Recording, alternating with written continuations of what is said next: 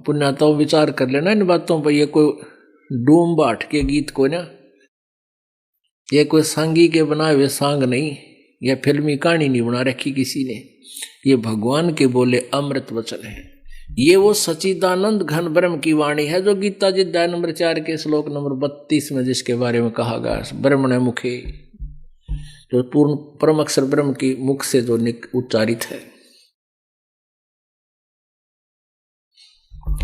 7 दीप 9 खंड में गुरु से बड़ा ना कोई, करता करे न कर सके, हे गुरु करे सो होए।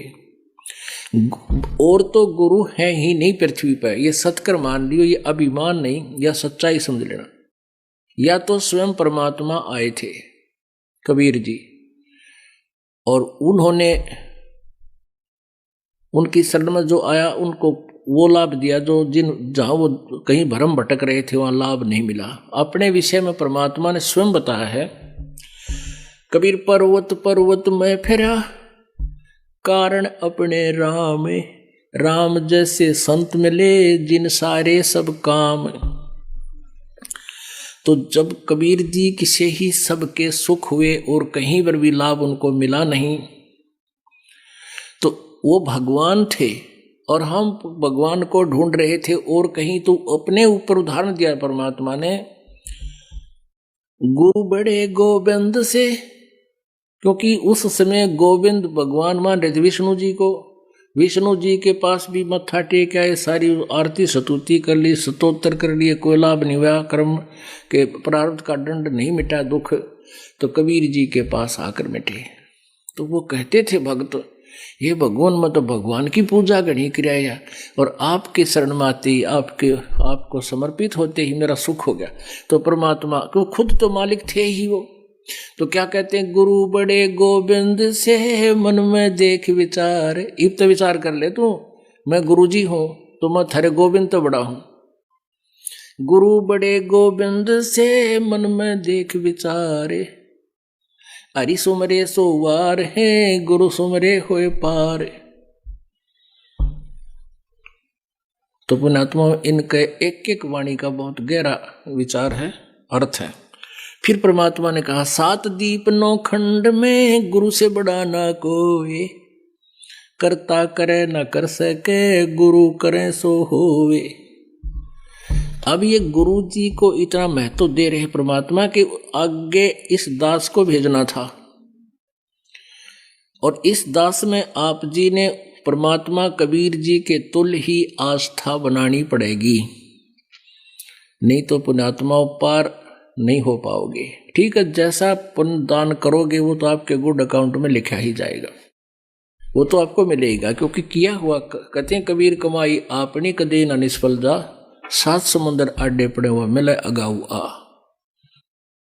कबीर राम कृष्ण से कौन बड़ा, तिन्हों भी गुरु कीने, 3 लोक के वे धनी, भाई गुरु आगे आधीन। अब जैसे उस समय ज्यादातर हिंदू धर्म के लोग मालिक से जुड़े थे कबीर जी से, तो कहा करते भी राम कृष्ण तो कोई बड़ा नहीं, तुम उनको भगवान मानते हो, तुम्हारी दृष्टिकोण से सोच से। उन्होंने भी गुरु बनाए। श्री कृष्ण जी ने दुर्वासा जी को गुरु बनाया, आध्यात्मिक गुरु। संदीपनी जी श्री कृष्ण जी के अक्षर ज्ञान गुरु थे, जैसे टीचर होते हैं, और आध्यात्मिक गुरु दुर्वासा जी थे। और श्री रामचंद्र जी के आध्यात्मिक गुरु वशिष्ठ ऋषि जी थे। राम कृष्ण से कौन बड़ो, तिन्हों भी गुरु कीने, 3 लोक के वे धनी, गुरु आगे आधीन। राम कृष्ण बढ़ते पुर राजा, 3 गुरु बंद कीन निज काजा। अब कहते हैं जो गुरु बिन माला फेरते, गुरु बिन देते दान, गुरु बिन दोनों निष्फल हैं, चाहे पूछो वेद पुराण। कबीर हर सेवा युग 4 है, गुरु सेवा पल एक, तास पटत्तर ना तो लह, संतन किया विवेक। कहते हैं गुरु जी की सेवा तो एक पल पूजा कर लीजिए। पूजा मीन परमात्मा का नाम लीजिए, और उनके अनुसार एक पल भी तूने साधना कर ली, और थारे भगवाना की एक 4 युग तक करते रहो तो भी उस एक पल की सेवा के बराबर वो नहीं है। आपको क्या बताया था? सतनाम पालड़े रंग होरी हो, 14 लोक चढ़ावे राम रंग होरी हो, 3 लोक पासे अंग धरे रंग होरी हो, तो ना तुले तुलो या राम रंग होरी हो।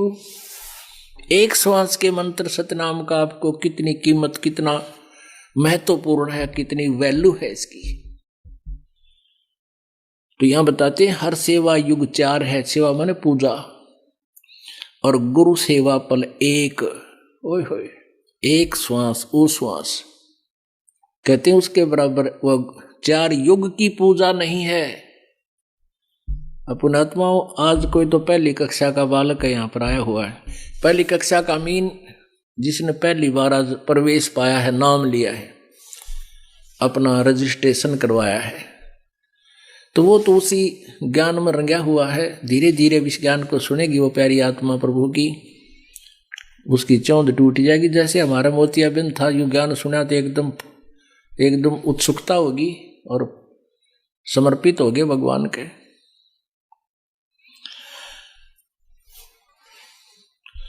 परमात्मा ने सतगुरु की महिमा कितनी बताई है। सतगुरु दाता है कलमाही, प्राण उदाहरण उतरे साई। सतगुरु दाता दीन दयालम, यम किंकर के तोड़े जालम। सतगुरु दाता दया कराही, अगम दीप से सोचल आही। ओए होए। ऋग्वेद मंडल नंबर 9 और सूक्त नंबर 86 मंत्र 26 और 27 में। ऋग्वेद मंडल नंबर 9 और सूक्त नंबर 82 मंत्र 1, 2, 3 में। ऋग्वेद मंडल नंबर 9 सूक्त नंबर 20 और मंत्र नंबर 1। ऋग्वेद मंडल नंबर 9 सूक्त नंबर 96 में मंत्र 16 से लेकर 20 तक। और भी बहुत से मंत्र हैं, तो इनमें प्रत्यक्ष उन्हीं का अनुवाद किया हुआ। ये दास अनुवाद करे तो वो ना मानने दे बूढ़ी आत्माओं को कि रामपाल ने संस्कृत ना आती, और उन्हीं के द्वारा अनुवादित दास आपके रूबरू कर रहा है।